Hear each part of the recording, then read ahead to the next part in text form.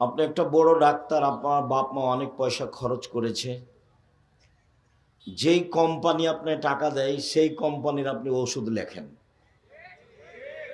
বলেন আপনার চেয়ে ধোঁকাবাজ প্রতারক কে আছে? আপনার শ্রম বৃথা, আপনার বাপেরও টাকা পয়সা বৃথা। আপনার বাপ মা যেটা ভেবেছিল সেটা সত্য হয়নি।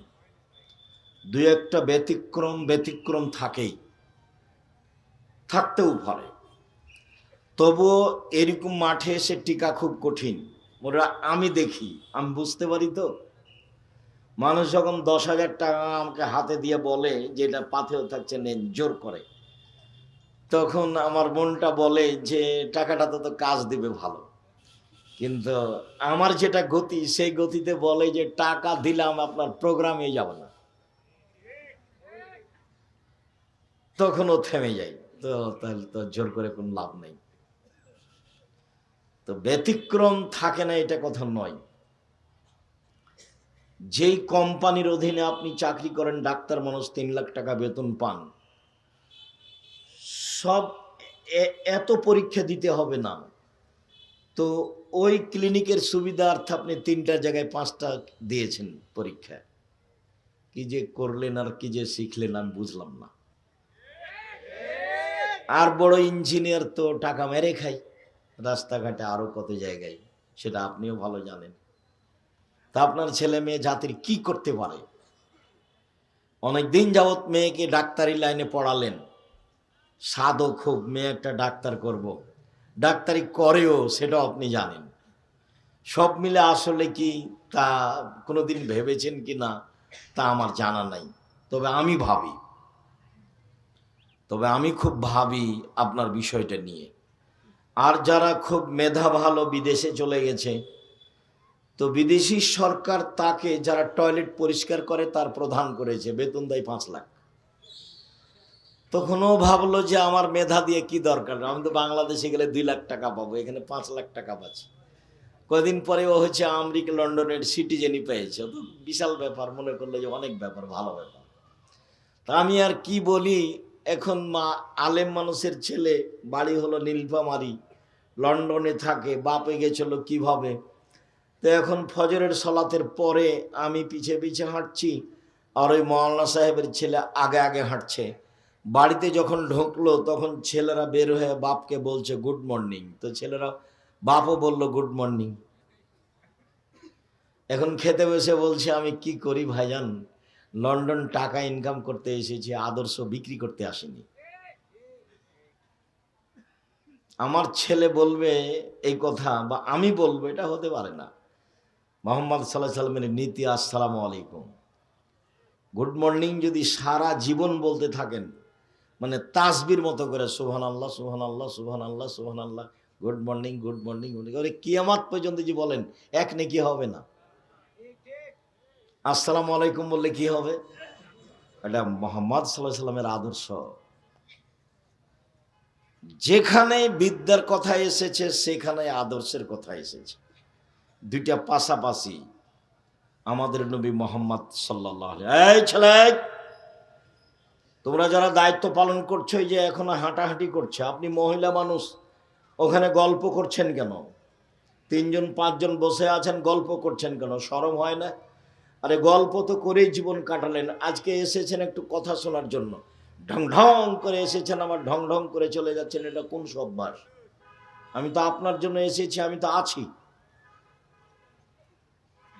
আর এই আশেপাশে কেউ মোটরসাইকেলে স্টার্ট দিতে পাবে না, তোমরা চেষ্টা করো, দূরে গিয়ে দিতে হবে।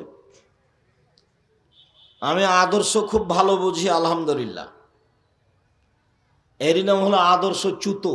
দাড়িও চাঁচা আছে, মোটরসাইকেল ভালো চালাতে পারে, পাশে স্টেট একবার লাগিয়ে জোরে চলে যাচ্ছে। বলেন তো এটা কোন আদর্শ? তোমরা যে পড়াশোনা শিখছো, নওগাঁ জেলায় চ্যালেঞ্জ করলাম, দেখি কোন মায়ের বেটা আছে এমন বলতে পারে বুক ফুলিয়ে, আমার ছেলে বড় ডাক্তার, নিঃস্বার্থপর, জাতির খিদমত করে।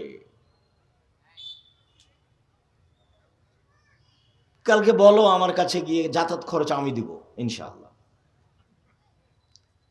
আমি মানুষের কাছে পয়সা নিই না, এর অর্থ এ নয় যে আমি গরিব মানুষ, এ কথা নয়, বা আমি ধনী, এ কথা নয়।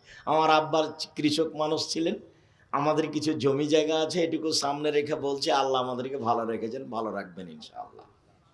আপনাদের জামিয়া সালাফে এক সন্ধ্যা খেলে আমি তার টাকা দিয়ে দিই। জামিয়া সালাফের কাছে আমি ঋণী নই। আমার বড় স্বাদ, এ দেশের মাটিতে আমি উন্নত মানের প্রতিষ্ঠান গড়বই গড়ব ইনশাআল্লাহ, যেখানে ছেলে মেয়ে বাংলা, ইংরেজি, আরবি উন্নত মানের শিক্ষা অর্জন করে জাতির অন্যায়ের বিরুদ্ধে লড়বে মুখে কলমে মিটিয়ে। দেখেন বাস্তবে আছি, থাকবো ইনশাআল্লাহ। মুখে আছি এই যে বলছি, কলমে আছি, সাথে আছে, মিডিয়া আছে, জামিয়া সালাফি অনলাইন, আল ইতিসাম টিভি আছে, জামিয়া সালাফে প্রেস আছে, জামিয়া সালাফের অধীনে বড় শাখা আছে আদ-দাওয়া আল্লাহ, একবারে টেকনাফ থেকে তেঁতুলিয়া পর্যন্ত। তারা সারা দেশে মক্তব গড়বেই ইনশাআল্লাহ। যেখানে ছেলেরা কোরআন মাজিদ পড়তে শিখবে, আকীদা ও আদর্শ শিখবে, আরো যত ব্যবস্থাপনা। বাংলাদেশের সর্ববৃহৎ প্রতিষ্ঠান জামিয়া সালাফিয়া, সর্বোচ্চ প্রতিষ্ঠান শিক্ষা মানে জামিয়া সালাফিয়া। আয়াতনে যেটা আপনার বাড়ির পাশে, যেটাতে আপনি সামনে বৃহস্পতিবার শুক্রবারে যাবেন, তার আয়তন প্রায় 50 বিঘা। তাতে একটা মসজিদ আছে, 3000 মানুষ একতলায় সালাত আদায় করতে পারে, 90% জমির ওপরে। যেটা রূপগঞ্জে আছে জামিয়া সালাফে ঢাকায়, সেটা 100 বিঘা জমির উপরে। যেটা তানোরে মেয়েদের শাখা গড়তে যাচ্ছে প্রায় 60 থেকে 70 বিঘা জমির উপরে। যেটা দিনাজপুরে আছে প্রায় 20 বিঘা জমির উপরে। এরকমই জমি আছে ময়মনসিংহে, এরকমই প্রায় আছে কুষ্টিয়ায়, এরকম আছে ঝিনাইদহ, এরকম আছে ফেনীতে, প্রায় এরকম আছে চট্টগ্রামে, বরিশালে আছে, তবে অনুকূলে নয়, শহরে চলে প্রতিষ্ঠান। প্রায় 5000-এর বেশি ছেলে মেয়ে পড়াশোনা করে, 519 জন ইয়েতিম আছে, 300 জন শিক্ষক শিক্ষিকা আছেন, প্রতি মাসে বেতন লাগে প্রায় 40 লক্ষ। কিভাবে চলে আমি নিজেই জানি না, তবে আমি দেখি চলছে। আমি আপনাদের প্রতিষ্ঠানের কাছে ঋণী নই, আমি অ্যাকশন দেখেলে তার টাকা দিয়ে দিই। সম্মানিত দিনী ভাই বোন, আপনি বলেন যে আমার ছেলে মেয়েকে আমি জাতির উদ্দেশ্যে পড়াচ্ছি, আপনার ছেলে মেয়ে তো ঘুম থেকে উঠে গিয়ে স্কুলে বলে ও কালিমা তোমার আকাশ, ও কালিমা তোমার বাতাস। আমি বলি না, আমার ছেলে মেয়েও বলে না, বলবে না, আশা করছি, দেখি কতদিন আল্লাহ সাথ দেন। আল্লাহর ইচ্ছে যেটা সেটা হবে। আপনারটা বলে, কেন বলে তা আমি বলতে পারবো না। আপনি কেন বলান, কে নওগাঁ জেলাতে শিক্ষিত মানুষ সেটা আমার জানা নাই। ঠাকুর তো জাতির শত্রু, ঠাকুর তো বাঙালিদের শত্রু, ঠাকুর তো বাংলা ভাষার শত্রু, ঠাকুর তো ঢাকা বিশ্ববিদ্যালয়ের শত্রু, ঠাকুর তো মুসলমানের শত্রু। মুসলমান যেদিন ইংরেজদের হাতে অপমানিত জেল হাজতে, সেই দিন ঠাকুর লন্ডনে খুশিতে মুচ পাকায়। সেই ঠাকুরের গান আমার ছেলে মেয়ে বলে, ছি থু। অযথা বেঁচে থেকে কি হবে? তাহলে এইসব বাদ দেন, সহজ পথ আমি একটা বলেছি, 5 ওয়াক্ত সালাত, হালাল রুজি, কোরআন তেলাওয়াত, আড্ডা পিটা হারাম। আড্ডা পিটা 2 ধরনের, এক দোকানে বসে গল্প করা, ল্যাংটা মেয়ে দেখা, বদনাম করা, গীবত করা। আড্ডা পিটা 2, কেউ নাই, বড় মোবাইলে ল্যাংটা মেয়ে নাচছে, ঘন্টার ঘন্টা বসে আছেন, ওখানে আপনার মেয়ে এই ঘরে দেখে, এই ঘরে আপনার ছেলে দেখে, ও ঘরে আপনি দেখেন, এ ঘরে আপনার স্ত্রী দেখে, পুরো বাড়িটাতে সব ঘরে জেনাই সয়লাভ। জবাব আপনি কিভাবে দিবেন? প্রস্তুত থাকেন, জবাব তো দিতেই হবে।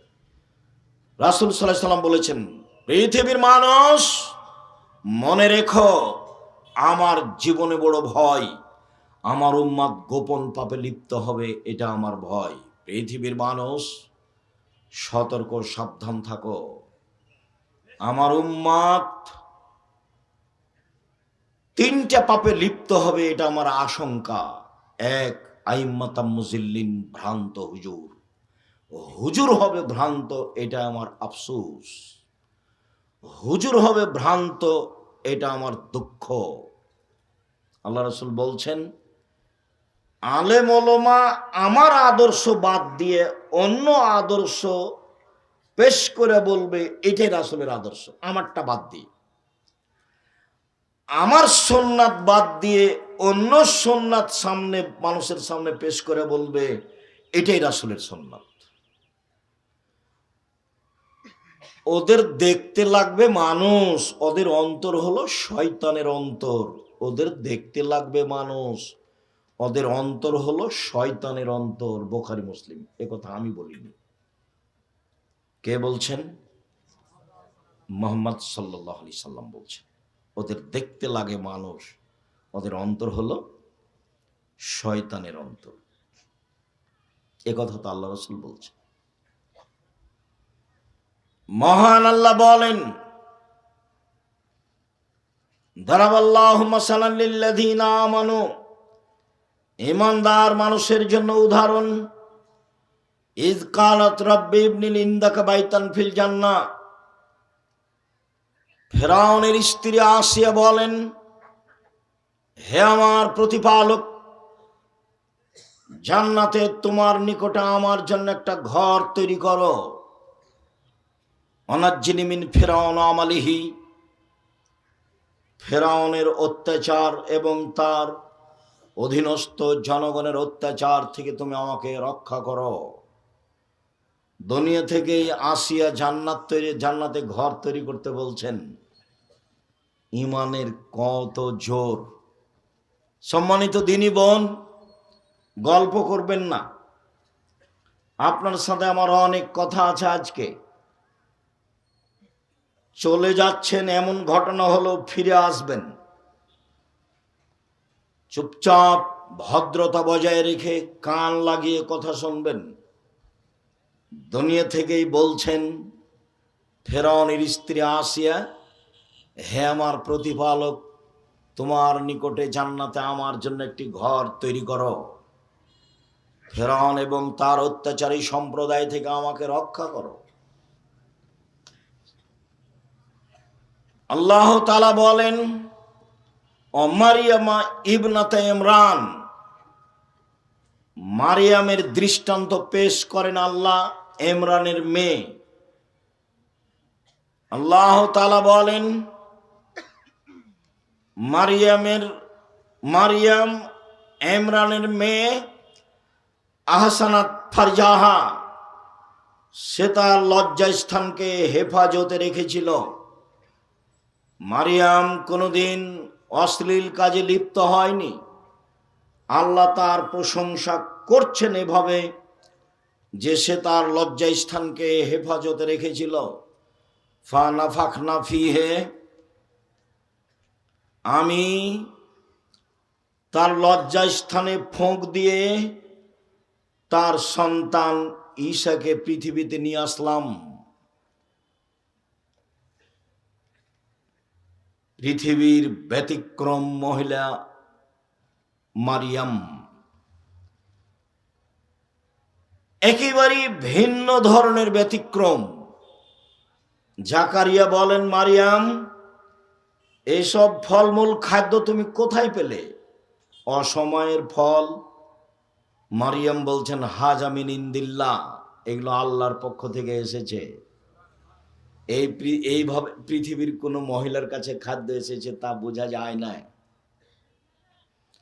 আল্লাহ তার পবিত্রতার কথা কোরআন মাজিদে আল্লাহ নিজে ঘোষণা দিয়েছেন। আবু মুসা আশআরী রাদিয়াল্লাহু তাআলা আনহু বলেন, রাসূল সাল্লাল্লাহু আলাইহি ওয়াসাল্লাম বলেছেন, কামালা মিনার রিজালি কাসীর আলাম ইয়াকমাল মিন নিসাইল্লা সালাসা, বহু পুরুষ বড় বড় জান্নাত পাবে, তবে মহিলারা তেমন বড় জান্নাত পাবে না। এক, ইমরাত ফেরাউন, ফেরাউনের স্ত্রী আসিয়া বড় জান্নাত পাবে। 2 বিনত ইমরান, ইমরানের মেয়ে মারিয়াম বড় জান্নাত পাবেন। 3 ফজল আয়েশা আলা সাইরিন নিসায়ে কা ফজলি সরিদা আলা সাইরি তমে। আয়েশার সম্মান পৃথিবীর সকল মহিলার উপরে যেমনভাবে সারিদ খাদ্যের সম্মান সকল খাদ্যের উপরে। অত্র বুখারী মুসলিমের হাদিসে আল্লাহর নবী আয়েশা রাদিয়াল্লাহু তাআলা আনহাকে সবচেয়ে দামি মহিলা বলে উল্লেখ করলেন। কিছুক্ষণ পরে এর চেয়েও দামি মহিলা দেখা যাবে সময়ের গতিতে ইনশাআল্লাহ। আনাস রাদিয়াল্লাহু তাআলা আনহু বলেন, রাসূল সাল্লাল্লাহু আলাইহি ওয়াসাল্লাম বলেছেন, হাসবুকা নিসাউল আলামিনা, পৃথিবীর বড় মহিলা হিসাবে পৃথিবীবাসীর জন্য যথেষ্ট 4 জন। পৃথিবীর বড় মহিলা হিসাবে পৃথিবীবাসীর জন্য যথেষ্ট 4 জন। 1 মারিয়াম বিনতে ইমরান, ইমরানের মেয়ে মারিয়াম। 2 খাদিজা বিনত খুয়াইলিদিন, খাদিজা খুয়াইলিদের মেয়ে। 3 ফাতেমা বিনত মুহাম্মাদিন, মুহাম্মাদের মেয়ে ফাতেমা। 4 আসিয়া ইমরাত ফেরাউন, ফেরাউনের স্ত্রী আসিয়া। যখন আল্লাহ রাসূল পৃথিবীর শ্রেষ্ঠ নারীকে পেশ করলেন তখন এই 4 জনকে উল্লেখ করলেন। এই 4 জন সহ আরো 2 জনের কথা আমরা সাময়িকভাবে বলে আরো কিছু প্রয়োজনীয় নারীদের ব্যাপারে কথা বলতে যাচ্ছি। এক খেয়ালে চেয়ে থাকবেন, পৃথিবীতে সবচেয়ে সম্মানী জাতি নারী, ইহকালে ও পরকালে। নারী তার মান সম্মান হারিয়েছে নিজের চরিত্রের কারণে। অতীত জাহেলিয়াতের যুগে ওই সময়ে মানুষ নারীদের দাম দেয়নি। হিন্দুরা আজও নারীদের দাম দেয় না। হিন্দু মেয়েরা বাপের জমি জায়গা পায় না। যারা বলেছে ইসলাম অর্ধেক দিচ্ছে তার বুঝতে ভুল। মহিলা নিয়ে এসেছে, ওর বাপ 15 শতক জমি রেখে মারা গেছে। মেয়েটার ভাই নিয়েছে 10 শতক, আর এই মেয়েটা নিয়ে এসেছে 5 শতক, মোট 15 শতক জমি। এবার যে লোক, এই মহিলার স্বামী, ওর বাপেরও ছিল 15 শতক জমি, ওর স্বামী পেয়েছে 10 শতক, আর ওর বোন নিয়ে গেছে 15 শতক। তো এ নিয়ে এসেছে 5 শতক আর এর স্বামী পেল 10 শতক, এই যে 15 শতক। অবিচার তো বুঝতে পারেনি, সেজন্য বলেছে। আপত্তি হলে তো হিন্দুদের উপরে হতো।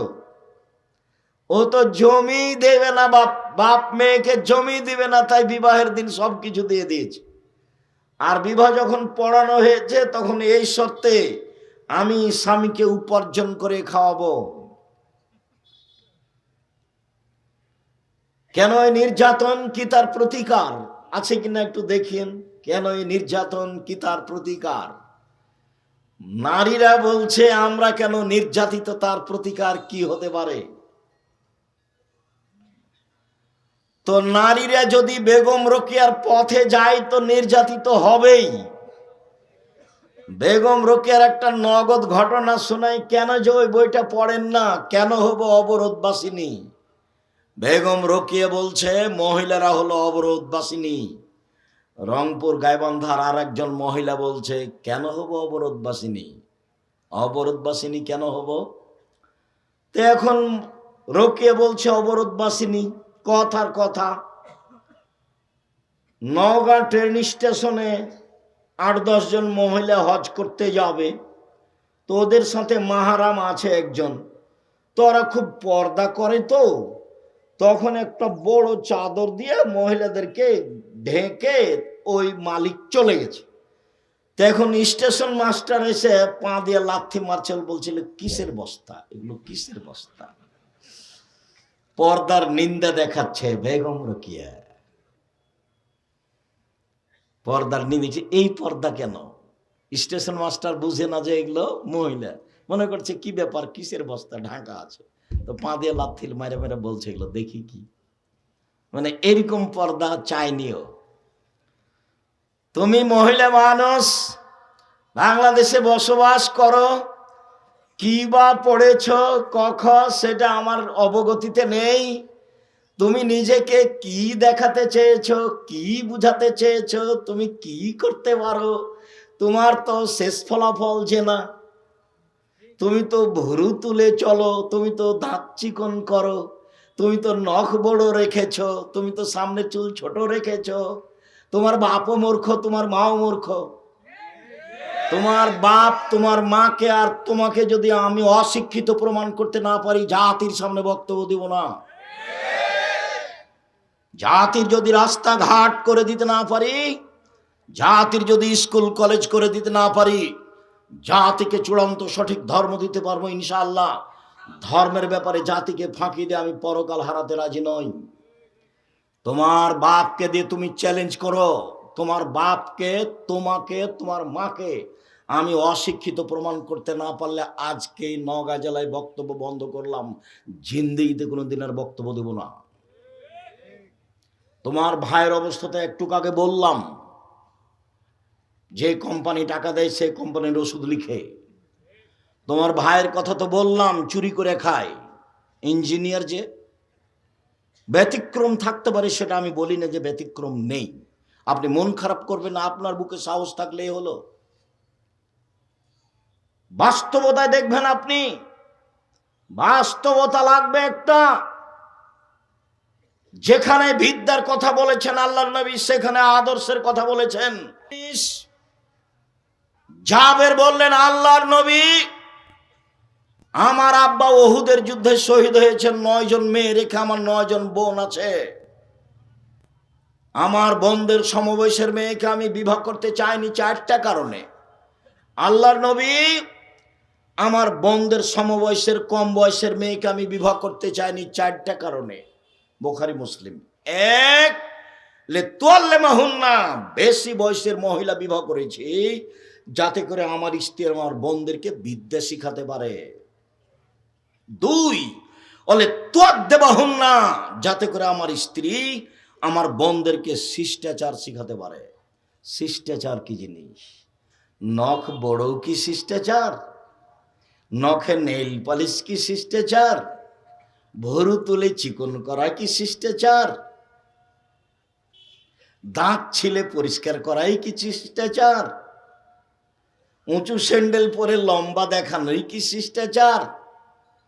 ব্রেসিয়ার পরে নিজেকে কম বয়সের দেখানোই কি শিষ্টাচার? সামনে চুল ছোট করাই কি শিষ্টাচার? বন্ধু বান্ধবের সাথে হেলে দুলে চলাই কি শিষ্টাচার? সকালে বিকালে বন্ধু বান্ধবের সাথে চলাই কি শিষ্টাচার?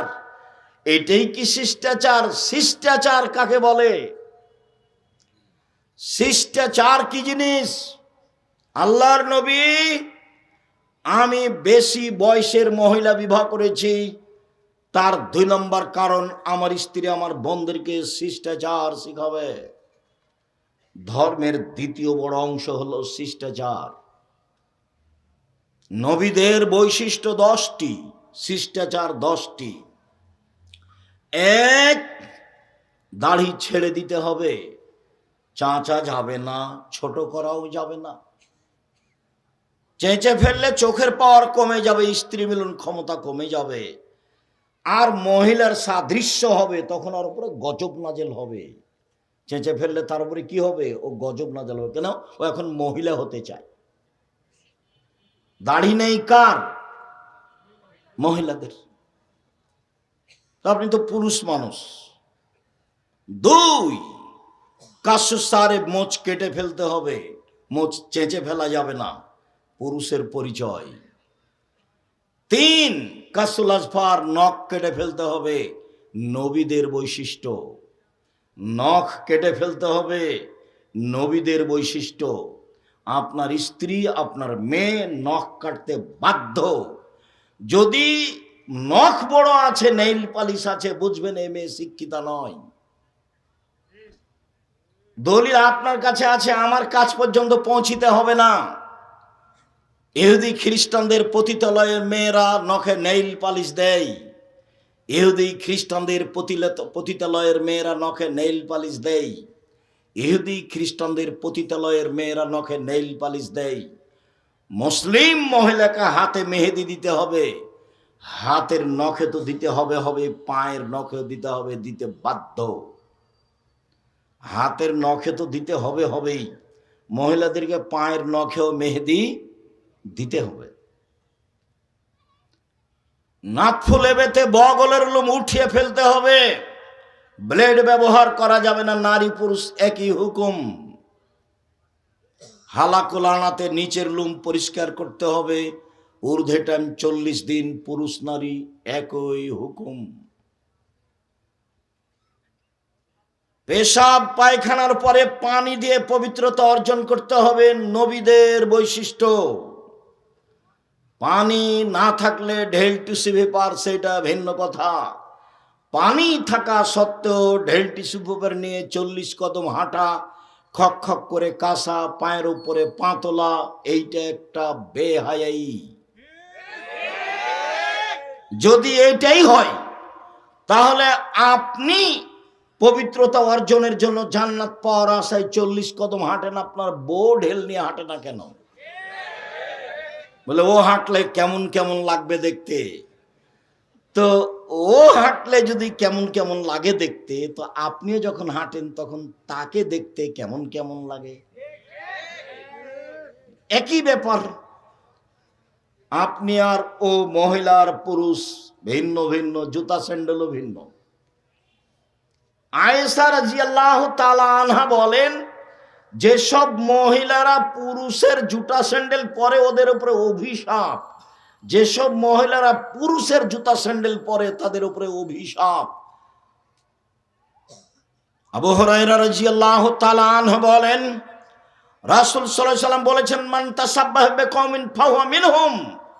চলা ফিরায়, খানা পানিতে, উঠা বসাতে, পোশাক আশাকে, কলম খাতাতে, প্রতিষ্ঠানের নিয়ম নীতিতে খ্রিস্টানের সাথে মিশে যাবে তা যারা, তাদের কিয়ামত হবে তাদের সাথে। শুনুন, একদা রাসূল সাল্লাল্লাহু আলাইহি ওয়াসাল্লাম আফসোস করে বলেন, পৃথিবীর মানুষ শুনে রেখো, আমি আমার উম্মতের উপরে আশঙ্কা করে যাচ্ছি, আমার উম্মত ইহুদি খ্রিস্টানের সাথে মিশে যাবে। ডান পায়ের জুতা যেমন বাম পায়ের সমান, বাম পায়ের জুতা যেমন ডান পায়ের সমান, চাল চলনে, কথাবার্তায়, পোশাকে আশাকে, নখে দাড়িতে, খাতা কলমে, শিক্ষা প্রতিষ্ঠানে, কোর্টে কাচারিতে তাদের সাথে মিশে যাবে সমান সমান। এবার তিনি নিচের দিকে নামতে লাগলেন, নামতে নামতে নামতে বলছেন, পৃথিবীর মানুষ শুনে রেখো, ইহুদি খ্রিস্টান যদি মার সাথে জেনা করে থাকে, তো আমার উম্মতও তাদের সাথে মিল দিতে গিয়ে মায়ের সাথে জেনা করবে। আপনি দেখতে পান না, কোনোদিন বিমানবন্দরে গেছেন কিনা, বাংলাদেশে এসে পোশাক পরিবর্তন করে, কিন্তু যখন লন্ডন আমেরিকা থেকে বহির্বিশ্ব থেকে আসে মেয়েটা, তখন অন্তত বিমানবন্দরে সেই পোশাক পরেই থাকে, বাড়ি পর্যন্ত যাওয়ার চেষ্টা করে। ও ভেবেছে ইহুদি খ্রিস্টানদের মতো ল্যাংটা হয়ে থাকায় আমার আদর্শ।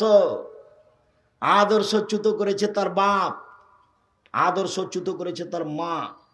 জন্ম দিলে বাপ হওয়া যায় না, প্রসব করাতে পারলেই মা হওয়া যায় না, আদর্শের নাম বাপ। শুনুন, বলে তুরাজ্জালাহুন্না আমার স্ত্রী যেন আমার মেয়েদেরকে পরিপাটি করে সাজগোজ করে রাখতে পারে, সেই জন্য বেশি বয়সের মেয়ে বিবাহ করেছি। 4 বলে তাকুমা আলাইহিন্না, আমার স্ত্রী যেন আমার মেয়েদেরকে পাহারা দিতে পারে, এই জন্য বেশি বয়সের মেয়ে বিবাহ করেছি। এই ছেলে, 1 নম্বর বিদ্যা, 2 নম্বর কি বলো? শিষ্টাচার, আদর্শ। দেখো, আদর্শচ্যুত হয়ে পয়সা ইনকাম করে সফলতা অর্জন করিও না, কোনো লাভ নেই। দেখো, বিদ্যা অর্জন করলে জাতির উপকার করতে পারলে না, টাকা মেরে খেয়ে বললে আমি বড় ইঞ্জিনিয়ার, কি করলে জীবনে? তোমার বাপের টাকাও লস। চাঁপাইনবাবগঞ্জের ভাষাতে আমও গেল, ছালাও গেল, কাঁদতে কাঁদতে 2 চোখও গেল। তোমার বাপ মায়ের অবস্থায় তোমার বাপ মা ভুল বুঝেছে, এই বুঝ আমি গ্রহণ করিনি। সম্মানিত দিনী ভাই বোন, এবার আপনাকে ধারাবাহিকতায় দেখাই পৃথিবীর শ্রেষ্ঠ মহিলা, সবচেয়ে দামি মহিলা খাদিজা রাদিয়াল্লাহু তাআলা আনহা। আবু হুরায়রা রাদিয়াল্লাহু তাআলা আনহু বলেন, জিবরাইল আমার কাছে আল্লাহর নবীর কাছে আসলেন।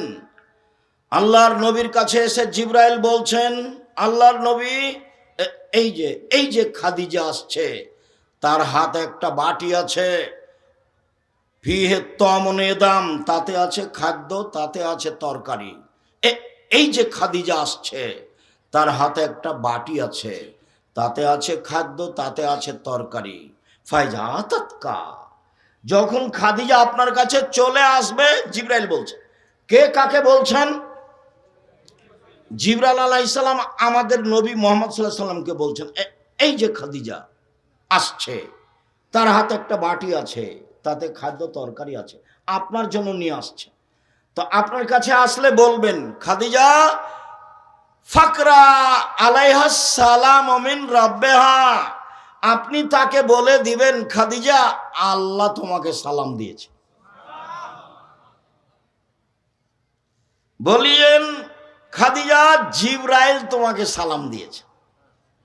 অবাসসিরহা বিবাইতিন ফিল জান্নাহ মিন কাসাবিন লা সাকাবা ফিহি ওয়ালা কাসাব, আর এমন একটা জান্নাতে ঘরের কথা বলে দিবেন, যেই ঘরটা তার জন্য আল্লাহ হীরা মুক্তা মাণিক্য দ্বারা তৈরি করেছেন, যাতে কোনো হইচই নেই, যাতে কোনো কষ্ট ক্লেশ নেই, যাতে কোনো হইচই নেই, যাতে কোনো ক্লান্তি নেই।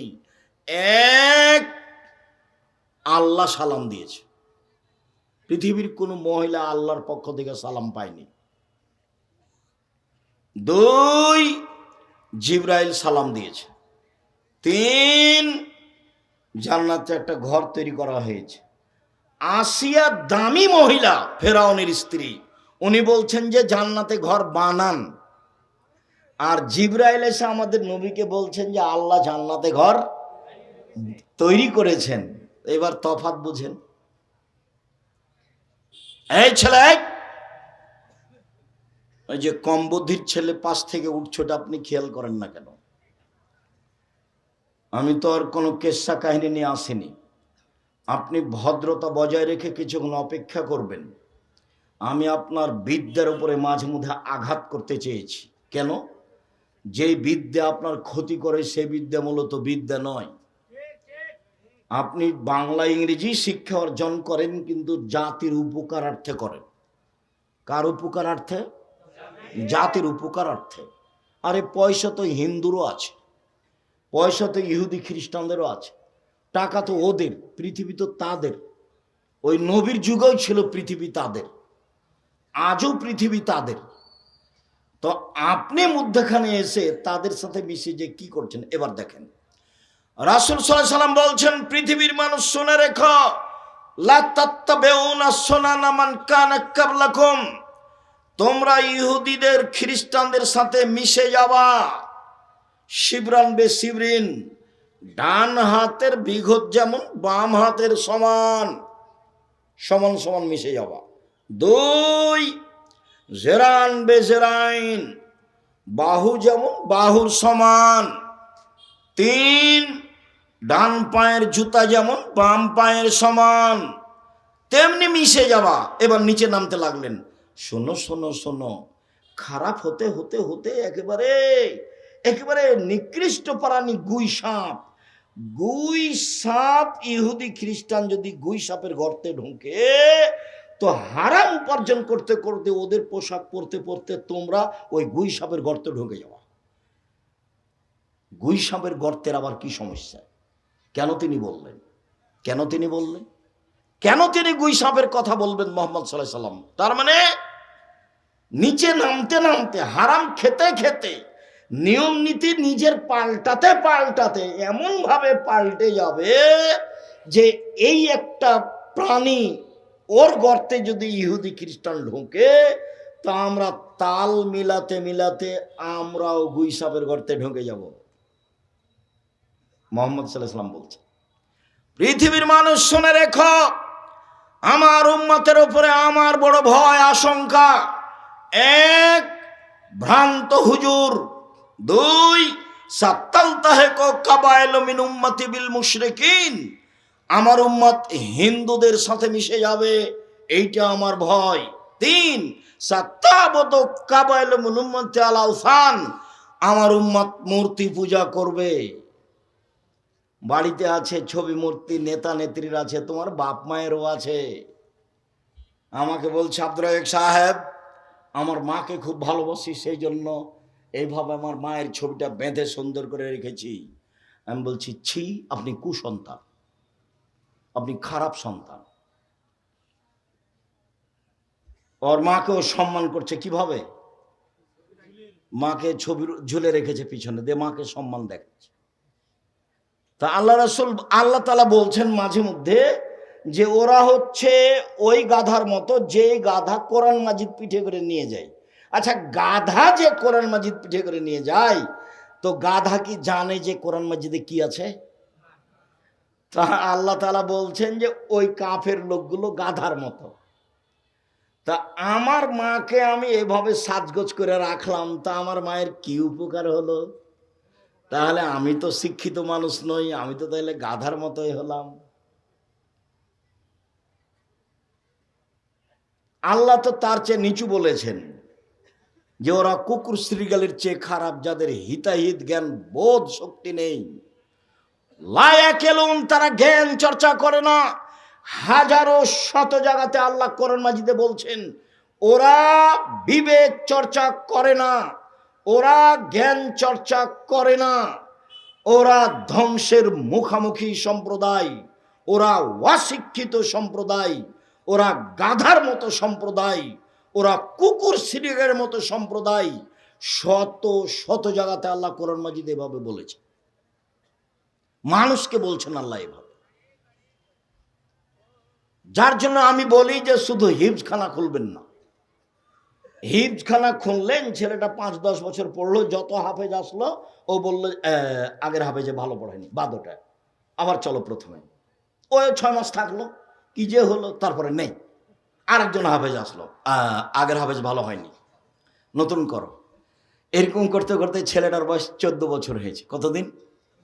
14-15 বছরে। এ কিন্তু আর পড়ে দিবে না, ওর মাথায় একটা বড় টুপি আছে, তার উপর একটা লাল রুমাল আছে, এখন দাওয়াত খেয়ে বেড়ায়। তা আপনার মাঝে আর তার মাঝে পার্থক্য কি? আপনার মাঝে আর তার মাঝে পার্থক্য, আপনার মুখস্থ আছে ইখলাস আর ফালাক আর কুল আল্লাহু আহাদ, আর ওর একটু বড় আছে, এইটুকু পার্থক্য। আপনি যেমন বুঝেন না, ওইও তেমন বুঝে না। কেলাহুমা সাওয়া সাওয়া, দোনোকে বারাবার, সবাই সমান, দোনোকে সব বারাবার, সব সমান সমান। জীবনটা 16 আনায় মিছে, জীবনটা 16 আনায় মিছে। মাঝি, চাঁদ কেন বাড়ে কমে তা কি আর বলতে পারি? 4 আনায় মিছে। এই হয় সে হয় 8 আনায় মিছে, এই হয় সে হয় 12 আনায় মিছে। বাতাস উঠেছে, নৌকা কেঁপে উঠেছে, দোলে উঠেছে। বাবু সাঁতার দিতে জানো বাবু? না রে বাবু, না, আমি তো সাঁতার দিতে জানি না। মাঝি বলে, এখন দেখি বাবু তোমার জীবন 16 আনায় মিছে। বাপ বেটার জীবন 16 আনায় মিছে। মনে কিছু নিয়েন না, আপনাকে আমি কষ্ট দিনই, আপনাকে আমি বুঝাতে চাচ্ছি ভুল হিসাব। হিসাব আপনার ভুল আছে। সম্মানিত দ্বীনি বোন, আপনার ইমানের দুর্বলতা। আরে দেখেন না ইমান কি জিনিস? দুনিয়াতেই বলছেন যে আপনি বলে দেন খাদিজাকে, এক আল্লাহ সালাম দিয়েছে। আরে খাদিজা তো মানুষ, অন্য কিছু নাকি? খাদিজাকে অন্য কিছু? এটি তো মানুষ। দুই, জিবরাইল সালাম দিয়েছে। তিন, জান্নাতে ঘর তৈরি করা হয়েছে। তো আব্দুর রাজ্জাক সাহেব দুই একটা খাদিজার কথা বলবেন, একটু শোনান না। আমরাও জানি যে খাদিজা মহিলা মানুষ, কিন্তু কি করতে পারি আপনাকে একটু বলি তাহলে। একটু 1 মিনিট এক খেলে চেয়ে থাকবেন। মোহাম্মদ সাল্লাল্লাহু আলাইহি সাল্লাম একদিন গারে হিরা থেকে এসে বলছেন, খাদিজা খাদিজা খাসিদ আলা নাফসি, আমি মনে হয় মরে যাব, আমি মনে হয় মরে যাব। জাম্মিলুনি জাম্মিলুনি, কম্বল দিয়ে আমাকে জড়িয়ে ধরো, আমার যে কি হয়। এই কথা আল্লাহ রাসূল বললেন। এবার খাদিজা বলছেন, দেখেন আপনাকে একটু পার্থক্য দেখাবো, চেয়ে থাকবেন এক খেয়ালে। এবার খাদিজা রাদিয়াল্লাহু তাআলা বলছেন, কাল্লা, কখনো নহে, অসম্ভব, এটা হতে পারে না, আপনার কোনো সমস্যা হবে না।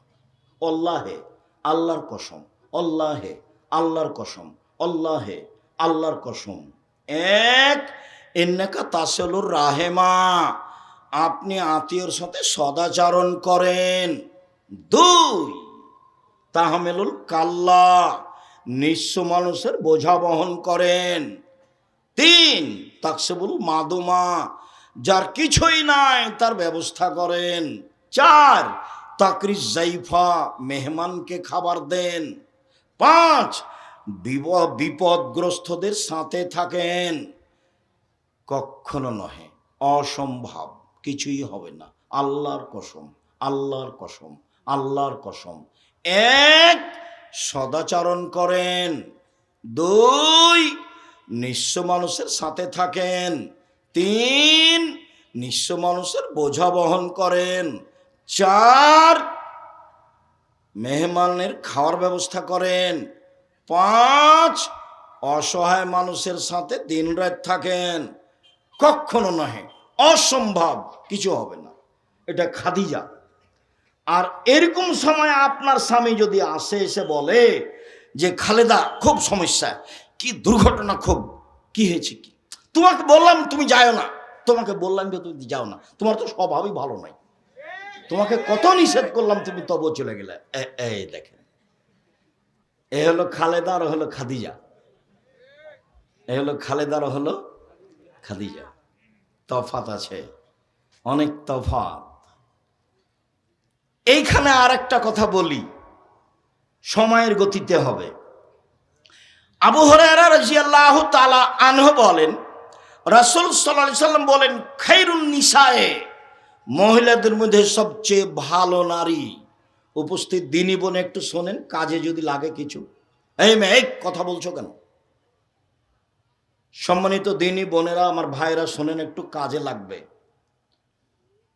পৃথিবীর মধ্যে সবচেয়ে ভালো নারী, এক, আল অদুদ, স্বামীর সাথে প্রেম বিনিময়ে ভালোবাসায় আগ্রহী যারা। দুই, আল অলুদ, বেশি বেশি ছেলে মেয়ে সন্তান দিতে পারে যারা। তিন, আল মুতিয়াত, স্বামীর সাথে সমবেদনায় ব্যথিত যারা। চার, আল মুসিয়াত, স্বামীকে সান্ত্বনা দিতে পারে যারা। মানে স্বামী তো বাইরে যায়, সমস্যা থাকতেই পারে, আপনি তার সাথে ক্ষেপে উল্টা কথা বলছেন কেন? প্রথমে বলবেন, চিন্তা করবেন না। এ দেখেন প্রথমে কি বলবেন, না বুঝাতে পারি না। উপস্থিত দিনই বোন শোনেন, শোনেন, প্রথমে কি বলবেন। খাদিজা বলছেন, আল্লাহ রাসূল বলছেন, খাসি তো আলা নাফসি, আমি মনে হয় মরে যাব নাকি, আমার যে কি হয় খাদিজা, আমাকে কম্বল দিয়ে চেপে ধরো, কম্বল দিয়ে চেপে ধরো, আমাকে কম্বল দিয়ে চেপে ধরো, খাদিজাকে বলছেন। তখন খাদিজার উত্তরে বলছেন, কাল্লা, কখনো নয়, অসম্ভব, হতে পারে না। বুঝা গেল না উত্তর? খাদিজা তো জিজ্ঞাসাই করেননি যে কি হয়েছে, ঘটনা তুমি বলো না। আরে বলো না ঘটনা কি, এগুলো বলছে না। তুমি বলবে না কি হয়েছে, কি ঘটনা, তুমি বলবে না, এ কোনো কথা নেই। উত্তরে বলছেন কাল্লা, কখনো নয়, অসম্ভব, এটা হতে পারে না। তারপর বলছেন আল্লাহে, আল্লাহর কসম, আল্লাহে, আল্লাহর কসম, আল্লাহে, আল্লাহর কসম, আল্লাহ আপনাকে অপমান করবেন না। হলো, কোনো কথা বলেনি। তারপরে এবার কারণ বলছেন 1 2 3 4 5, আর একটা আছে 6। চলেন আমার চাচার কাছে, চলেন ওয়ারাকা ইবনে নওফেলের কাছে চলেন, চলেন একটু ব্যাপারটা জেনে আসি। সান্ত্বনা দিচ্ছেন, আরো নিয়ে যাচ্ছেন সাথে করে। স্বামীকে সাথে করে নিয়ে যাচ্ছেন পৃথিবীর সবচেয়ে বড় দামি মানুষ। স্বামীকে নিয়ে গিয়ে বলছেন, চাচা দেখেন তো আপনার ভাইয়ের ছেলে কি বলে। হ্যাঁ মোহাম্মদ, বলো তো কি হয়েছে। মোহাম্মদ সাল্লাল্লাহু আলাইহি সাল্লাম বলেন, আমি গারে হিরাই ছিলাম, কে আমাকে এসে চেপে ধরে বলল পড়ো। আমি বললাম পড়তে জানি না। চেপে ধরে বলল পড়ো। আমি বললাম পড়তে জানি না। চেপে ধরে বলল পড়ো। আমি বললাম পড়তে জানি না। তখন তিনি বললেন ইকরা বিস্মি রব্বিকাল্লাযী খালাক, খালাকাল ইনসানা মিন আলাক, এগুলো বললেন। এই পর্যন্ত বলতেই ওয়ারাকা বলছেন, আরে থামো থামো, শোনো শোনো শোনো, ও তো জিবরাইল, তোমাকে তো এলাকার লোক বের করে দিবে। দ্বিতীয় কথা এটা, ও তো জিবরাইল, তোমাকে তো এলাকার লোক বের করে দিবে। তখন আল্লাহ রসুল বলছেন আমাকে বের করে দিবে, এটা উনি বিশ্বাস করতে পারছেন না। সবাই ভালোবাসে, আমাকে বের করে দিবে কেন? তখন ওয়ারাকা বললেন, জীবনে যার কাছে জিবরাইল এসেছে তাকে গ্রামের লোক বের করে দিয়েছে, তোমাকেও দিবে। সম্মানিত দিনী ভাই বোন, বলছিলাম রাসূল সাল্লাল্লাহু আলাইহি ওয়াসাল্লাম বলেন, খায়রুন নিসায়ে, মহিলাদের মধ্যে সবচেয়ে ভালো মহিলা। একদা আল্লাহ রাসূল বললেন, এক নবী জান্নাতে যাবেন, 2 শহীদ জান্নাতে যাবে, 3 এই ছেলে, কোনো কথা আপনি ওইভাবে বলছেন কেন? চুপে হাতের ইশারায় বলবেন, আর পাশ থেকে কোনো ছেলে যেন উঠতে না পারে এটা খেয়াল করবেন। আমি আপনার চেয়ে বেশি ব্যস্ত আছি। 4 শহীদেরা জান্নাতে যাবে, 5 মহিলারা জান্নাতে যাবে। এই সিরিয়ালে আমি আর আপনি নেই।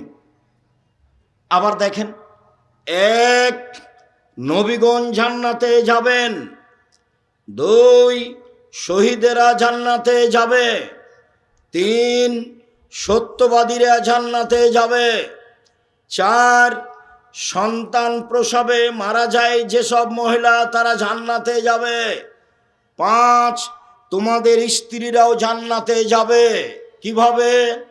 1 স্বামীর সাথে প্রেম বিনিময় ভালোবাসায় আগ্রহী যারা, 2 বেশি সন্তান দিতে পারে যারা, 3 একটু স্বামীর সাথে গন্ডগোল হলে হাত ধরে বলে, যতক্ষণ পর্যন্ত আপনি আমার উপরে সন্তুষ্ট না হবেন ততক্ষণ পর্যন্ত আমি খাদ্য খাবো না, জান্নাতি নারী এরা। এই কথা মুহাম্মদ সাল্লাল্লাহু আলাইহি সাল্লাম বলেন। এতে আমাদের ব্যক্তিগত কোনো হাত নেই। রাসূল সাল্লাল্লাহু আলাইহি সাল্লাম বলেন, ইব্রাহিম আলাইহিস সালাম তার স্ত্রী সারাকে নিয়ে এক এলাকা পার হচ্ছিলেন। ইব্রাহিম আলাইহিস সালাম বললেন, সারা, তোমাকে যদি কেউ জিজ্ঞাসা করে এইটা কে, তুমি বলিও এইটা আমার ভাই। কেন? আমি তোমার কথা বলে দিয়েছি, তুমি আমার বোন, তুমি আমাকে মিথ্যুক প্রমাণ করো না সারা। সারা মনে রেখো, এই মাঠের ওপরে 2 জন মুসলমান, আমি আর তুমি, এই হিসাবে আমরা ভাই বোনও বটে। কৌশল করে ইব্রাহিম আলাইহিস সালাম তার স্ত্রীকে রক্ষা করতে পারলেন না। তার স্ত্রীকে বললেন, স্বৈরাচারী শাসক তোমাকে ডেকেছে, তুমি যাও। সারা স্বৈরাচারী শাসকের ঘরে ঢুকলেন। ঘরে ঢুকতেই স্বৈরাচারী শাসক দাঁড়িয়ে হাতটা তার দিকে আগিয়েছে। তখন সারা বলছেন, থামেন, আগে অজু হবে, 2 রাকাত সালাত হবে, তারপরে কোনো কথা। সারা অজু করলেন, 2 রাকাত সালাত আদায় করলেন, তারপরে বলছেন, আল্লাহুম্মা, হে আল্লাহ, ইন কুনতু আমানতু বিকা ওয়া বিরাসূলিকা, আমি যদি তোমাকে আল্লাহ বলে মেনে নিয়ে থাকি, আমি যদি তোমার নবী ইব্রাহিমকে নবী বলে মেনে নিয়ে থাকি, ওয়া হাসানতু ইল্লাল্লাহ ফারজি, আমার লজ্জা স্থানকে আমার স্বামী ছাড়া জিন্দগিতে কাউকে ব্যবহার করতে না দিয়ে থাকি, ফালা তুসাল্লিত আলাল কাফেরা, এই নির্জনে কাফের যেন আমার গায়ে হাত লাগাতে না পারে। দিনী বোন শোনেন, নিরাশা হবেন না। এক, আমি তোমাকে মেনে নিয়েছি আল্লাহ বলে। 2, আমি ইব্রাহিমকে নবী বলে মেনে নিয়েছি। আমি বলি না যে ইব্রাহিম আমার স্বামী, এই কথা পরে, আমি বলছি ইব্রাহিম নবী। 3, জিন্দেগিতে আমি কোনোদিন জেনায় লিপ্ত হইনি। এই কথা 3টা যদি সত্য হয়, তাহলে এই যেন আমার নির্জনে গায়ে হাত লাগাতে না পারে। কথা শেষই হয়নি, অজ্ঞান হয়ে পড়ে গেছে। আপনি মহিলা মানুষ, আপনার একটু সাহস হয় না? তো আপনার দেবরের সাথে ভাসুরের সাথে কত গল্প, কি দিয়ে আল্লাহ কথা কবুল করবে? স্বামী যখন থাকে না তখন কত গল্প, আপনার কি দিয়ে কথা কবুল হবে? কথা যে আপনার কবুল হবে তার কিছু পথঘাট তো থাকতে হবে। সম্মানিত দিনী ভাই ও বোন, ইব্রাহিম আলাইহিস সালাম তার স্ত্রী বাচ্চাকে রেখে দিলেন। দাওহাতা, স্ত্রী বাচ্চাকে রেখে দিলেন ছোট পাকুড় গাছের নিচে। ফকা জমজমা, জমজম কূপের উপরে। ফিয়াল আল মসজিদে, মসজিদের পাশে। তখন মসজিদ নেই, রেখে দিয়ে তিনি হাঁটছেন। পিছনে পিছনে হাজেরা বলছেন, ইয়া ইব্রাহিম আয়না তাজহাব, ইব্রাহিম আপনি কোথায় যাচ্ছেন? ইয়া ইব্রাহিম আয়না তাজহাব, আপনি কোথায় যাচ্ছেন? অতাতরুকুনা বিহাযাল ওয়াদি আল্লাযী লাইসা ফীহি ইনশাআল্লাহ শাই, আপনি আমাকে ছেড়ে যাচ্ছেন এমন একটা উপত্যকায় যেখানে মানুষজন তো নেই, ঘাস পাতাও নেই। ওয়াজালা লা ইয়ালতাফিতু ইলাইহা, স্বামী তার দিকে তাকাচ্ছেন না। ওয়াকালাত যালিকা মিরারান, তিনি বারবার বলছেন, ইব্রাহিম আপনি কোথায় যাচ্ছেন? এই উপত্যকা আমাকে ছেড়ে যাচ্ছেন। একবারও যখন লক্ষ্য করলেন না, নিরুপায় হয়ে স্ত্রী বলছেন, আপনি কি আল্লাহর অনুমতিতে চলে যাচ্ছেন? আল্লাহ কি আপনাকে এইভাবে চলে যেতে বলেছেন? আরে আপনি আমাকে কিছু বলবেন তো, তুমি থাকো, কোনো সমস্যা নেই, আল্লাহ তোমাকে দেখবে, এরকম কিছু আপনি আমাকে বলবেন না?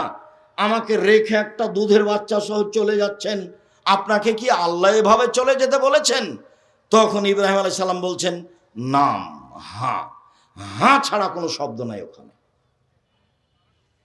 যখন বললেন হ্যাঁ, তখন স্ত্রী বলছেন, ফালা ইউজাইয়ুনাল্লাহু তাআলা, আচ্ছা ঠিক আছে, আপনি চলে যান, আল্লাহ আমাকে ধ্বংস করবেন না। একটু আগিয়ে গিয়ে ইব্রাহিম আলাইহিস সালাম সানিয়া পাহাড়ের কাছে গিয়ে কিবলামুখী হয়ে হাত তুলে বলছেন, রব্বানা ইন্নী আসকানতু মিন যুরিয়াতি বিওয়াদিন গায়রি যি যারইন ইনদা বাইতিকাল মুহাররাম, হে আমার প্রতিপালক, আমার পরিবারের কিছু অংশ রেখে দিলাম তোমার কাবা ঘরের পাশে, যেখানে মানুষজন তো নেই, ঘাস পাতাও নেই। একটু আগে স্ত্রী যা বললেন স্বামী তাই বলছেন। একটু আগে স্ত্রী বললেন, ইব্রাহিম আপনি আমাকে ছেড়ে কোথায় যাচ্ছেন, যেখানে মানুষজন তো নেই, ঘাস পাতাও নেই। এবার ইব্রাহিম আলাইহিস সালাম আল্লাহর দরবারে হাত তুলে বলছেন কিবলামুখী হয়ে, আল্লাহ আমার পরিবারের কিছু অংশ রেখে দিলাম তোমার কাবা ঘরের পাশে, যেখানে মানুষজন তো নেই, ঘাস পাতাও নেই। কিভাবে বাঁচবে সেটা আমি জানি না, কিভাবে থাকবে খাবে সেটা আমি জানি না।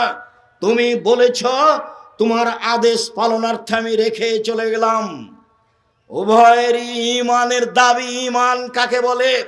ঈমান যত বেশি হবে পাপ তত কম হবে, ঈমান যত কম হবে পাপ তত বেশি হবে। ঈমান দিয়ে পাপ ঠেকানো যায়, এরই নাম ঈমান। বিপদে পড়ে হাত তুলে দোয়া করবেন, এর চেয়ে বড় বিপদ কি হতে পারে? দুধের বাচ্চা স্ত্রীকে রেখে চলে যেতে হবে, কথা বলাও নিষেধ। কথা বলাও যাবে না। চিন্তা করো না, থাকো, একদিন আসবো, দেখা সাক্ষাৎ হবে, কোনো কথা নেই। ওইভাবে রেখে চলে যাচ্ছেন। ভালোবাসার অভাব ছিল না। একটু দূরে গিয়ে হাত তুলে দোয়া করছেন। হাত তুলে দোয়া আমরা তুলে দিনি। নামাজের পরে সবাই মিলে হাত তুলে দোয়া করা সত্যই বিদআত। হাত তুলে দোয়া করা ব্যক্তিগত ব্যাপার। কত হাদিস আপনার সামনে পেশ করলাম, প্রায় 35টা হাদিস পেশ করেছি হাত তুলে দোয়া করার। 14টা না 16টা স্থান উল্লেখ করেছি হাত তুলে দোয়া করার। তার মধ্যে একটা আছে, হাত তুলে দোয়া করলে আল্লাহ খালি হাত ফিরিয়ে দিতে লজ্জা পায়। আপনার হাত দুটি খালি ফিরিয়ে দিবেন, আল্লাহ লজ্জা হয়। আমি কেমনে ফিরিয়ে দিই? এই জন্য আপনি হাত তুলে দোয়া করবেন। চাওয়ার প্রয়োজন আছে, 2 চোখের পানি ঝরবে, হাত এইভাবে উঠে থাকবে, নয় এইভাবে উঠে থাকবে। অঝোর নয়নে বলবেন, আমাকে সন্তান দিতেই হবে। তুমি আজিজ পরাক্রমশালী, তোমাকে কেউ ঠেকাতে পারে না। আমার কোনো সন্তান নেই, তুমি সন্তান আমাকে দিয়ে দিলে তোমার কেউ বিচার করতে পারবে না। আমার ছেলেকে যদি তুমি আলবানি করে দাও, তাহলে তোমার বিচার কেউ করতে পারবে না। তুমি আজিজ পরাক্রমশালী, তোমার কোনো অংশীদার নেই, লা শারিকা লাহু, তার কোনো শরিক নেই। আমার একটা বাড়ি গাড়ি টাঙ্গাইল শহরে, আপনার নওগাঁ শহরে, ঢাকা শহরে করে দাও, আমি গভীর রাতে হাত তুলে তোমার দরবারে বলছি, আপনি এভাবে বলতে শিখুন। আপনার কথা শোনার জন্য আল্লাহ তাআলা প্রতীক্ষমান আছেন। রাতের 3 ভাগের 2 ভাগ পার হলে আল্লাহ সপ্তম আকাশ থেকে প্রথম আকাশে নেমে এসে বলেন, পৃথিবীর মানুষ তোমরা কিছু বলো কি আমাকে? বলো না, আমি তোমাদের কথা শুনবো। তোমরা কিছু চাও না কি? চাও না, আমি দিব। তোমরা কি আমার কাছে ক্ষমা চাও? আমি ক্ষমা করে দিব। অন্য ঘটনা, ইবলিস এসে বলছে, ইবলিস আল্লাহর কাছে যখন আসলো, আল্লাহ বললেন, ইবলিস আদমকে মেনে নাও। ইবলিস বলল, কেমনে মানি? ও হচ্ছে মাটির তৈরি, আমি হচ্ছি আগুনের তৈরি, কেমনে মানি? মানা যায় না। আল্লাহ বলছেন, এই অহংকারী, অহংকার করলি, যা যা এখান থেকে সরে যাও, রাজিম বিতাড়িত, সর সর সর সর সর। তখন ইবলিস বলছে, ঠিক আছে সরে যাব বটে, আমার একটা কথা শুনতে হবে। কি কথা? কিয়ামত পর্যন্ত বেঁচে থাকার সুযোগ দিতে হবে। আচ্ছা ঠিক আছে, দিলাম, একটা সময় পর্যন্ত দিলাম। এবার যখন পেয়ে গেছে তখন বলছে, দেখেন বলার ঢং, রব্বি, হে আমার প্রতিপালক। কে বলছে বলেন তো? শয়তান বলছে। দেখেন বলার ঢং, রব্বি, হে আমার প্রতিপালক, ইজ্জতেকা, তোমার সম্মানের কসম, তোমার মর্যাদার কসম, তোমার কসম করে বলছি, আদমের ছেলে মেয়ের দেহে যতক্ষণ শ্বাস আছে, ওকে আমি পাপী করব করব করব। ও কেমনে জান্নাতে যাইতে আমি দেখে ছেড়ে দেব। ওর দেহে শ্বাস থাকাকালীন তাকে আমি পাপী করব, জেনা করাবো, বউ তালাক দেওয়াবো, জমি দখল করাবো, দল সংগঠনের নামে মারামারি করে জেল হাজতে দিয়ে দেওয়ার ব্যবস্থা করব, সব কাজ করব। ওর দেহে যতদিন শ্বাস আছে আমি করব। তা আল্লাহ তখন এভাবে বললেন না, সর, করতে পারবি না, তাহলে তো কাজ হয়ে যায়। এভাবে বললেন না। তখন আল্লাহ বলছেন, ওয়া ইজ্জাতি ওয়া জালালি ওয়া ইরতিফায়ে মাকানি, আমার সম্মানের কসম, আমার ইজ্জতের কসম, আমার মর্যাদার কসম, আমার উঁচুতার কসম, শুনে রাখ ইবলিস, আদমের ছেলে যতবার আমাকে বলবে ভুল হয়েছে, আমি ততবার ক্ষমা করে দেব। ও যদি পাপ করতেই থাকে আর বলতে থাকে, আমি ক্ষমা করে দেব। আদম সন্তান শুনে রাখো, মা দাওতানি ওরা যাওতানি, তুমি যেভাবে আশা পোষণ করো সেভাবে আমি পূর্ণ করে থাকি। তুমি যেভাবে বলো আমি সেভাবে তোমার আশা পূর্ণ করে থাকি। তুমি যা বলো তা আমি মেনে নিই। তুমি যেভাবে চাও আমি সেভাবে করি। তুমি যেভাবে ডাকো আমি সেভাবে থাকি। তুমি আমার কাছে ক্ষমা চাইলে ক্ষমা করে দিই। আমি পরোয়া করি না তুমি কত বড় পাপী, আমি পরোয়া করি না তুমি কত বড় পাপী, আমি পরোয়া করি না তুমি কত বড় পাপী।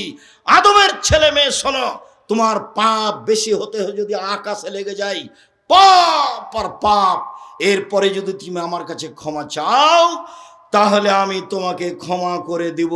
তুমি যেভাবে ডাকো আমি সেভাবে থাকি, তুমি যেভাবে আশা পোষণ করো সেভাবে পূর্ণ করে থাকি, তুমি যেভাবে ডাকো আমি সেভাবে থাকি, তুমি যেভাবে আশা পোষণ করো সেভাবে আমি পূর্ণ করে থাকি।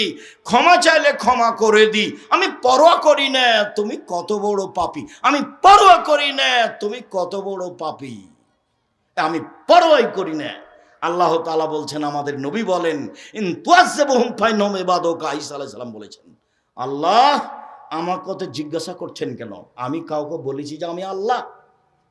আমি কাউকে বলিনি তোমার জীবদ্দশায়। শোনো, আল্লাহকে বলছেন ঈসা আলাইহিস সালাম, ইন তুআযযিবহুম ফাইন্নাহুম ইবাদুকা, আপনি শাস্তি দিলে দেন, আপনার বান্দাকে আপনি শাস্তি দেন, আমার কি আছে? আন তাগফির লাহুম ফাইন্নাকা আনতাল আজিজুল হাকীম, আর তুমি যদি ক্ষমা করো তুমি পরাক্রমশালী, কেউ তোমাকে ঠেকাতে পারে না। ফেরাউনকে ক্ষমা করে দিলে তোমার বিচার কেউ করতে পারবে না। করো, শাস্তি দিলে দাও, তোমার বান্দা, আমার কি করার আছে? ক্ষমা করলে করো, তুমি পরাক্রমশালী, তোমার কেউ বিচার করতে পারে। হ্যাঁ, ফেরাউন ক্ষমা পাবে কেন? এরকম বলার কেউ আছে? কেউ নাই, কিয়ামত পর্যন্ত কেউ দাঁড়াতে পারবে না। হ্যাঁ, এ বিচার কেন? ওর নাম আজিজ। ওর নাম কি? আজিজ, কাদির, জব্বার, প্রতাপশালী, মালিকুল আমলাক, রাজাধিরাজ, কোন পরোয়া করে না। ফাউলুল লিমা ইউরিদ, যা ইচ্ছা তাই করে। তো যা ইচ্ছা তাই করো, তো গভীর রাতে বলছি আমাকে একটা ছেলে দাও না, দাও ছেলে আমাকে একটা দাও, ঠিক আছে দিব। তা আপনি বলছেন কেমন করে বলছেন? ন্যাংরা খোড়া করে বললে হবে? পাকা পোক্তা করে বলতে হবে। দেখেন না কিভাবে বলছেন। আয়েশা রাদিয়াল্লাহু তাআলা আনহা বলেন, আল্লাহ নবী বলছেন, আয়েশা এই যে জিবরাইল তোমাকে সালাম দিল, তখন আয়েশা বলছেন, ওয়া আলাইহিস সালাম ওয়া রাহমাতুল্লাহি ওয়া বারাকাতুহু, জিবরাইল কো সালাম, তার উপরে শান্তি। আপনি তো দেখতে পান, আমরা তো দেখতে পাই না। আপনি তো দেখতে পান, কোথায় জিবরাইল? আমরা তো দেখতে পাই। এক বিছানে তিনজন, জিবরাইল আলাইহিস সালাম, মুহাম্মদ সাল্লাল্লাহু আলাইহি সাল্লাম এবং আয়েশা রাদিয়াল্লাহু, এক বিছানে, এক ল্যাপের নিচে তিনজন, কিন্তু আয়েশা দেখতে পান না জিবরাইল কোথায়। অথচ আল্লাহ রাসূল বলছেন, আয়েশা এই যে জিবরাইল, হাজা জিবরাইল, এই যে জিবরাইল তোমাকে সালাম দিল। এখন আয়েশা নিরুপায় বলছেন যে আপনি তো দেখতে পান, আমরা তো দেখতে পাই না। মানুষ জিবরাইলকে দেখতে পাবে না, নবীরা পায় না। মানুষের এই চক্ষু, এই ক্ষমতা জিবরাইলকে দেখতে পারবে না। আর জিবরাইল মানুষের সাথে সরাসরি কথা বলেন না, আল্লাহ তো বলেনই না, নবীদের সাথে বলেন। সম্মানিত দিনী ভাই বোন, মহিলা মানুষের সম্মান অনেক বেশি। আল্লাহ রাসূল বলেন, পৃথিবীর মহিলা শুনে রেখো, কোন পিতা যদি দুইটা মেয়ের লালন পালন করে, দুইটা বড় হওয়া পর্যন্ত, বিবাহ হওয়া পর্যন্ত, আমি মুহাম্মদ সাল্লাল্লাহু আলাইহি সাল্লাম এবং মেয়ের পিতা একসাথে জান্নাতে থাকবো, এইভাবে আঙ্গুল দুটি জমা করে দেখালেন। তারপরে তিনি বললেন, পৃথিবীর মানুষ শুনে রেখো, কেউ যদি তিনটা মেয়ের লালন পালন করে, এক, আল্লাহ মহন্না মেয়েদের বিদ্যা শিখিয়ে দেয়, দুই, আদ্দাবাহন্না মেয়েদের শিষ্টাচার শিখিয়ে দেয়, তিন, আহসানা ইলাইহিন্না তাদের সাথে ভালো আচরণ করে, তাহলে মেয়ে তিনটি বিচারের মাঠে বাপের জন্য জাহান্নাম থেকে অন্তরাল হয়ে যাবে। এইভাবে অন্তরাল হবে, ওইদিকে আছে জাহান্নাম, মধ্যে আছে মেয়েরা, এদিকে আছে বাপ। মেয়েরা বলবেন আল্লাহকে, আমার আব্বাকে আগে জান্নাতে দিতে হবে, তারপরে কোনো কথা। এখন আপনার চোখের সামনে মেয়ে নখ ছোট বড় করে রাখে, নেইল পালিশ দেয়, ল্যাংটা পোশাকে ঘুরে, আপনি কিছুই বলেন না। তাহলে কি মেয়ে আপনার পক্ষে বলবে? কতদিন বলেছি, দিনের মতো মনে আছে ঝকঝকে হে। বাপ কাকে বলে আপনাকে আমি বুঝাতে পারিনি। 1 মিনিট। সম্মানিত দিনী ভাই বোন, আয়েশা রাদিয়াল্লাহু তাআলা আনহা বলেন, আমরা এক সফরে ছিলাম, হঠাৎ আমার গলার হার হারিয়ে গেল, খুঁজে পায় না। কোথায় হার খুঁজে পায় না। মানুষজন আটকা পড়ে গেল, পানি নেই, অজুও করতে পারে না, সালাত আদায় করতে পারে না। আমরা বড় বিপাকে। আমার আব্বাকে জনগণ বলল, আয়েশা কি করেছে তা জানেন? কি করেছে? আয়েশা গলার হার হারিয়েছে, খুঁজে পায় না, যেতেও পারি না, পানিও নেই, অজুও করতে পারি না, সালাত আদায় করতে পারি না। আয়েশা রাদিয়াল্লাহু তাআলা আনহা বলেন, আবু বকর সিদ্দিক আমার নিকটে আসলেন, লাকজাদান শাদীদা, তিনি আমার এই কোমর পেটের এই জায়গাটার উপরে একটা জোরে আঘাত করলেন। এত জোরে আঘাত করলেন, আমার আব্বা আমার স্বামী ওই সময়ে আমার উরু রানের উপরে মাথা দিয়ে ঘুমিয়েছিলেন। যদি আমার স্বামী আমার উরু রানের উপরে মাথা দিয়ে না ঘুমাতেন, তাহলে আমি মায়ের কারণে দূরে সরে যেতাম। এত জোরে মারলেন। এই ছেলে, থামো একটু। সম্মানিত দিনী ভাই বোন, এইটা আপনার জন্য অতীব জরুরি। আপনি আর আমি ছেলে মেয়ে লালন পালন করতে ভুল বুঝেছি। আমি আর আপনি ছেলে মেয়ে লালন পালন করতে ভুল বুঝেছি। আমি আর আপনি যেটা বুঝেছি তাতে আমাদের ইহকাল পরকাল নেই, এইটা আপনাকে বুঝাতে চাচ্ছি। তো মেয়ের উরু রানের উপরে জামাই যদি মাথা দিয়ে ঘুমিয়ে থাকে, তো আমাদের দেশের লোকেরা কি ওখানে যাবে? চোখে পড়লেই তো এইভাবে ঘুরে যাবে। তো দেখেন আরবিদের গতি। এইভাবে জামাই ঘুমিয়ে আছে, উনি গিয়ে মেয়ের কোমরের উপরে মেরে দিলেন। মারলেন পৃথিবীর সবচেয়ে বড় মানুষ, মারলেন পৃথিবীর সবচেয়ে বড় মহিলাকে, মারলেন সবচেয়ে বড় মানুষের সামনে, মারলেন হাত দিয়ে, মারলেন বিবাহদারী মেয়েকে, মারলেন পূর্ণ যুবতী মেয়েকে, মারলেন খোলা মাঠে, মারলেন দিন দুপুরে, মারলেন প্রায় 1400 মানুষের সামনে। সবচেয়ে বড় মানুষে মারলেন, সবচেয়ে বড় মহিলাকে মারলেন, সবচেয়ে বড় মানুষের সামনে মারলেন, পূর্ণ যুবতী মেয়েকে মারলেন, বিবাহদারী মেয়েকে মারলেন। এত বড় বাপে এত বড় বেটিকে এইভাবে মেরে দিলেন। আর আমার মেয়েটার নখ বড় আছে, আমি কিছুই বলতে পারলাম না, তখনও আমি বাপ। ভুল হিসাব। আপনার মতো বাপের বেঁচে থাকার প্রয়োজন নেই। আপনার ছেলে মেয়ে এতিম হয়ে গেলে জামিয়া সালাফে দেখবে ইনশাআল্লাহ 500 এতিম অসহায় ছেলে মেয়ে আছে। কালকে যদি আরো 500 গিয়ে যোগ হয় সমস্যা নেই, আলহামদুলিল্লাহ। আল্লাহর অনেক দয়া, আল্লাহর অনেক দয়া।